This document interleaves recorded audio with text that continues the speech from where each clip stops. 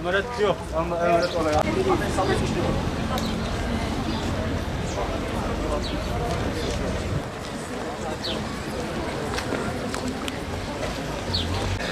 Kapıdaki görevli arkadaşlarım lütfen kapı girişindekileri uzaklaştıralım. Kıymetli velilerimiz lütfen kendinizi ve çocuklarımızı, gençlerimizi sağlayın. Lütfen sosyal mesafeye dikkat edelim. Mümkünse evimize gidelim, sınav bitiminde girelim. Evet ablacığım lütfen sosyal mesafe için. Patates salı günü. Ben salı günü gireceğim.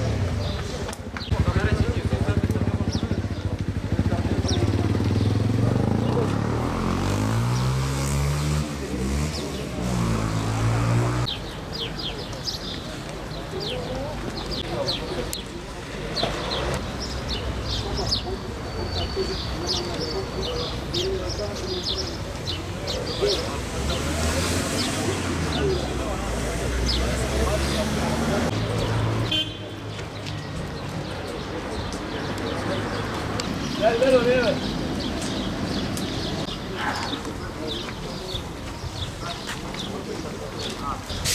Abi blok bu tarafa. Abi blok oradan bekleme. Abi blok bu tarafa. Ben yola doğru gidelim oğlum.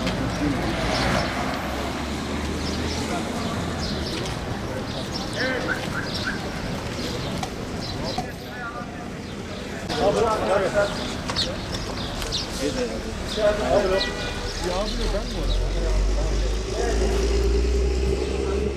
Abi fotoğraf. Mehmet abi.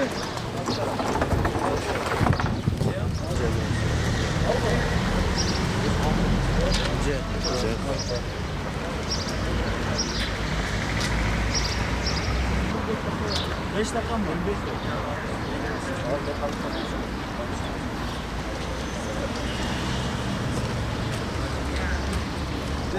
Sınava girecek olan kimse var mı orada? Merhaba, buyurun. Abi, evet. 10 dakika kaldı. 10 dakika sonra kapılar kapanır. Geçelim abi. A blok yukarı taraf. C blok alt bahçe. A mı C mi? Evet, devam et. Evet, A mı C mi? Gençler. Gençler, A mı C mi? Tamam. Evet, gençler, sınava gidecek olan var mı? A blok. Sol.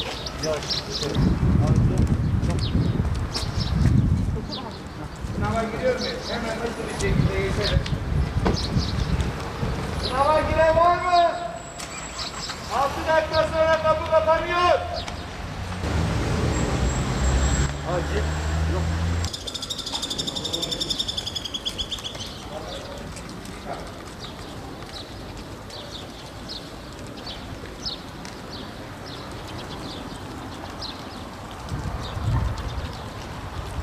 Heyecanlıyız. İlk defa giriyorum. İnşallah kolay olur. Öyle. Heyecanınız var mı? Evet, çok heyecanlıyız.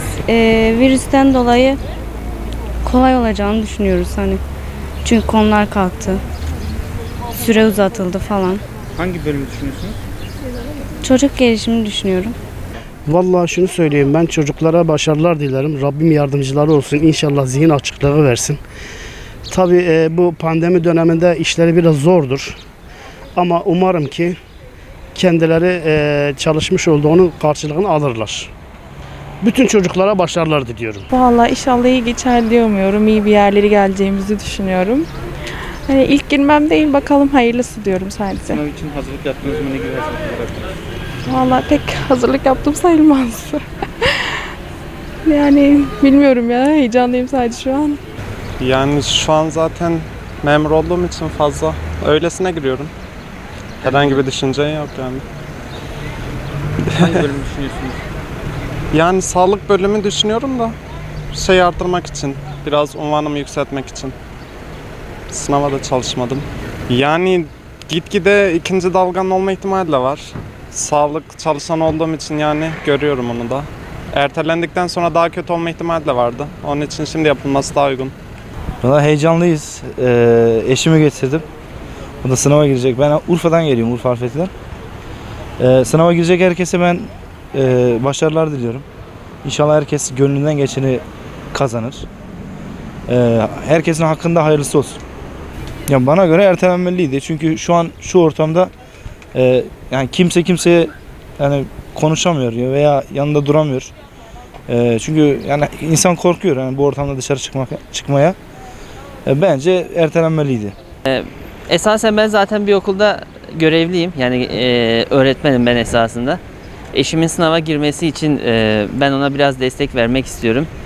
Ama eski günlerdeki gibi tekrar bir heyecan oluştu içimde açıkçası. Öğrencilik yıllarına gittim çünkü kolay bir dönem değildi. Zor bir dönemden geçtik.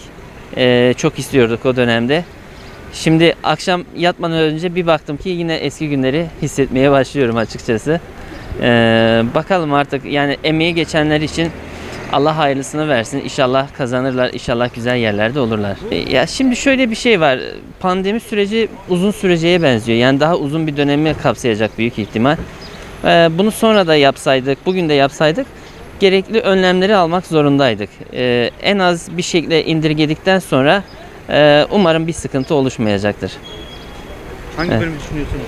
Valla sağlık bölümünden bu sefer ilerlemeyi düşünüyorum. Bakalım artık hayırlısı. Artık o alandan ilerlersek neden olmasın ki? Sağlık bölümü düşünüyorum. Bakalım hakkımızdan hayırlısı. Sınavlar çok zor diyorlar ama bu sene ilk defa gireceğim. Bu sene de bayağı zorladılar herkesi. Sınav tarihleri sürekli değiştiği için.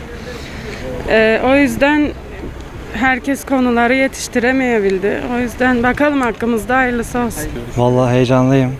Sınava girecek bütün öğrencilere başarılar diliyorum. Herkesin hakkında inşallah hayırlısı olur. İlk defa mı gireceksiniz? Aynen ilk defa sınava gireceğim.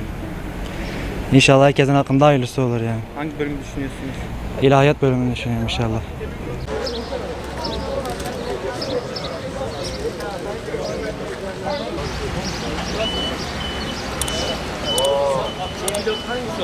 Evet, oradan alacağım.